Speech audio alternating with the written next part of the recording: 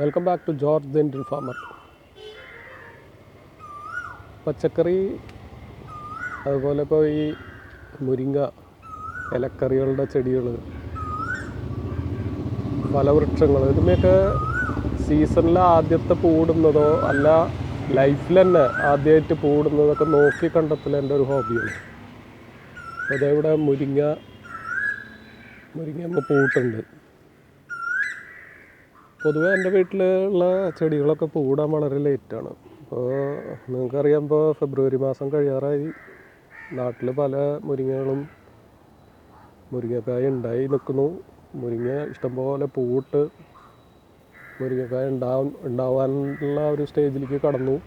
ഇവിടെ ഇപ്പോൾ പൂട്ട് തുടങ്ങിയിട്ടുള്ളൂ. എന്തായാലും പൂട്ടു എന്ന് പറയുമ്പോൾ സന്തോഷമായി. എന്തായാലും എനിക്കിപ്പോൾ ഈ മുരിങ്ങ കഴിഞ്ഞ 1-2 കൊല്ലമായിട്ട് അധികമൊന്നുമല്ല, 5-8 മുരിങ്ങക്കായൊക്കെ കിട്ടിയിട്ടുണ്ട്. നല്ല ടേസ്റ്റി ആയിട്ടുള്ള മുരിങ്ങക്കായകളാണ്. അപ്പോൾ ഇത് പൂടുണ്ട് നോക്കി നടന്നു തുടങ്ങിയിട്ട് കുറേ നാളായി. ഓരോ മുരിങ്ങകളൊക്കെ ചിലപ്പോൾ നവംബർ മാസം തുടങ്ങി തന്നെ പൂട്ട് തുടങ്ങിയിട്ടുണ്ട്.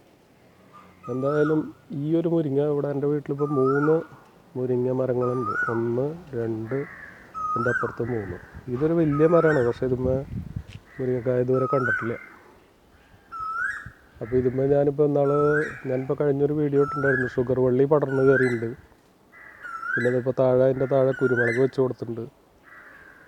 പിന്നെ അതുപോലെ ഈ ചേമ്പ് മുകളിലേക്ക് പോയിട്ട് കായകൾ ഉണ്ടാവുന്ന ചേമ്പ് വെറൈറ്റി ഒരെണ്ണം പടർന്ന് കയറിയിട്ടുണ്ട്. അത് മുകളിലല്ല, ഇൻഫാക്റ്റ് പർപ്പിൾ യാം, വയലറ്റ് കളറിലുള്ള ചേന, അത് പറഞ്ഞാൽ ഇതിൻ്റെ താഴെ ഉണ്ടായി കിട്ടി എനിക്ക്.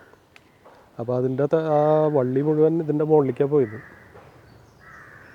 അപ്പോൾ അതുമ്മേ ഇതുവരെ പൂവ് ഇട്ടിട്ടില്ല, കായ പിടിച്ചിട്ടില്ല. പക്ഷേ ഈ 2 മുരിങ്ങ മരങ്ങളുമ്മേൽ മുരിങ്ങക്കായ ഉണ്ടായിട്ടുണ്ട്. അധികമൊന്നുമല്ല, പക്ഷേ ഉണ്ടായി തുടങ്ങിയാൽ പിന്നെ ക്രമേണ കൂടുതലുണ്ടാവും എന്നൊക്കെയുള്ളൊരു വിശ്വാസമുണ്ട്. അപ്പോൾ അതിൽ ഞാൻ വിശ്വസിക്കുന്നു. എന്തായാലും വല്ലതൊക്കെ ഉണ്ടായി കിട്ടിയാൽ നല്ലതാണ്. അല്ലെങ്കിൽ ഇപ്പോൾ ഇതിൻ്റെ ഇല മാത്രമാണ് യൂസ് ചെയ്യാൻ കിട്ടുക. ഞാൻ ഇടയ്ക്കിടയ്ക്ക് മുരിങ്ങയുടെ ഇല പൊട്ടിച്ച് കൊണ്ടുവന്ന് സൂപ്പ് ഉണ്ടാക്കും. അപ്പോൾ മുരിങ്ങയുടെ ഇല ശരിക്കും പറഞ്ഞാൽ ഇപ്പോൾ നമുക്ക് കറി വെക്കാനായിട്ട് ഈ ചക്കയുടെ കാര്യം പറഞ്ഞ പോലെ തന്നെയാണ്. മുരിങ്ങയില പ്രോസസ്സ് ചെയ്യലൊരു പണിയാണ്. അത് പൊട്ടിച്ച് കൊണ്ടുവന്ന് അതിൻ്റെ ഇലകൾ ഉതിർത്തെടുത്ത് അതിൻ്റെ ആ ഞാരുകളും അതുപോലെ അതിൻ്റെ ചെറിയ ബ്രാഞ്ചസിൻ്റെ ഇതുകളൊക്കെ കളഞ്ഞ് ഇല മാത്രം വേർതിരിച്ച് എടുക്കലൊരു പണിയാണ്. അപ്പോൾ അത് കാരണം മുരിങ്ങയില വെക്കൽ ഒരു ബുദ്ധിമുട്ടുള്ളൊരു പ്രോസസ്സായിട്ടാണ് നമ്മുടെ അവിടെ പൊതുവേ ജനങ്ങൾ അധികം അങ്ങനെ ചീര വെക്കണ പോലെ മുരിങ്ങയില വെക്കലില്ല എന്നാണ് എനിക്ക് തോന്നുന്നത്. അതിൻ്റെ കാരണങ്ങൾ ഈ ഇലക്കറികൾ എല്ലാം ഈ പറഞ്ഞ പോലെ തന്നെ പച്ചക്കറികൾ എടുത്തു കഴിഞ്ഞ് കഴിഞ്ഞാൽ പ്രോസസ്സിങ് ഒരു വലിയ പണിയാണ്. അപ്പോൾ അതുകൊണ്ട് എളുപ്പം ചെയ്യാവുന്ന കാര്യങ്ങളാണ് വീട്ടിൽ അടുക്കളയിൽ നടക്കുക. എന്തായാലും മുരിങ്ങക്കായ കിട്ടിയാലും നല്ലതാണ്. മുരിങ്ങക്കായ അത്ര ബുദ്ധിമുട്ടില്ല. അപ്പോൾ ഞാൻ ചെയ്യണ ഈ സൂപ്പ് ഉണ്ടാക്കുക എന്ന് പറയുമ്പോൾ എന്താ പൂവ് നല്ല ഭംഗിയായിട്ട് ഇപ്പോൾ ഏതാനും ദിവസങ്ങൾക്കുള്ളിൽ വിടർന്ന് മുരിങ്ങക്കായയുടെ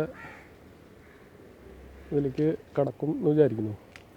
സൂപ്പ് ഉണ്ടാക്കാനായിട്ട് ഞാനിത് ഈ ഇലകൾ ഈ കാണുന്ന മെയിൻ സ്റ്റെമ്മും അല്ലെങ്കിൽ ആ ബ്രാഞ്ചും പൊട്ടിച്ചെടുത്തിട്ട് അത് കൊണ്ടുപോയി നമുക്ക് കൈ കൊണ്ട് ഉതിർത്തെടുക്കാം. ഫസ്റ്റ് ആ ഒരിത് ഈ ചെറിയ ഒരു ലീഫിൻ്റെ തന്നെ ഈ കാണുന്ന ചെറിയ നാരുകൾ പിടിച്ചെടുക്കാനാണ് ബുദ്ധിമുട്ട്.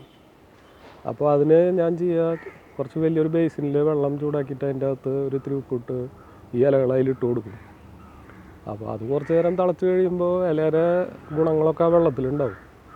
അതിൽ വേണമെങ്കിൽ ഒരു ഇത്തിരി കുരുമുളക് പൊടി ചേർത്ത് ആ സൂപ്പ് കുടിക്കുക. ഏറ്റവും ബെസ്റ്റ് പരിപാടി അതാണ്.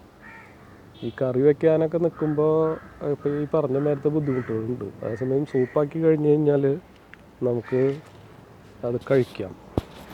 ഇവിടെ വേറെ ഇതൊരു പൂവായിട്ട് വരാൻ പോകുന്നതാണ്. അപ്പോൾ ഈ ബ്രാഞ്ചുകളുടെ ഏറ്റവും ടിപ്പിലാണ് ഇപ്പോൾ മുരിങ്ങയുടെ പൂവുണ്ടാവുന്നത്. ഈ കാണുന്ന ഒരു ചെറിയൊരു തണ്ട് പോലെ കാണുന്നത് ഇത് പൂവാവും.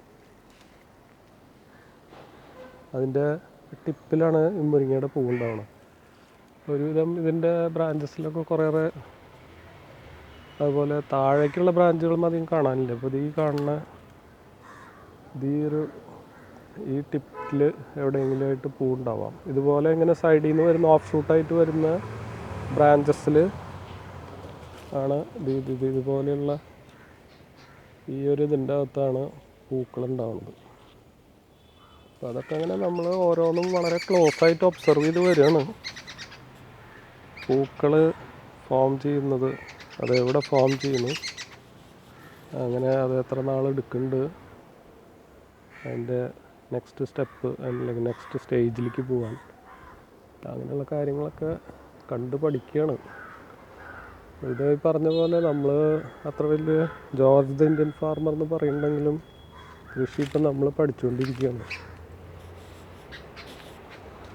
അപ്പോൾ ഓരോരോ കാര്യങ്ങൾ, പ്രത്യേകിച്ച് ഇപ്പോൾ ഈ പൂവിടൽ കാണൽ, ആ പൂ ഇടുന്നത് ഐഡൻറ്റിഫൈ ചെയ്യൽ. ഇപ്പോൾ ഇത് ഒരു നാരകമാണ്. അപ്പോൾ ഈ നാരകത്തുമ്പോൾ ഇതുമാതിരി തന്നെ ഞാൻ പ്രൂണിങ്ങും കാര്യങ്ങളൊക്കെ ചെയ്ത് ഇപ്പോൾ വർഷങ്ങളായിട്ട് നിൽക്കുന്നുണ്ട് ഇവിടെ.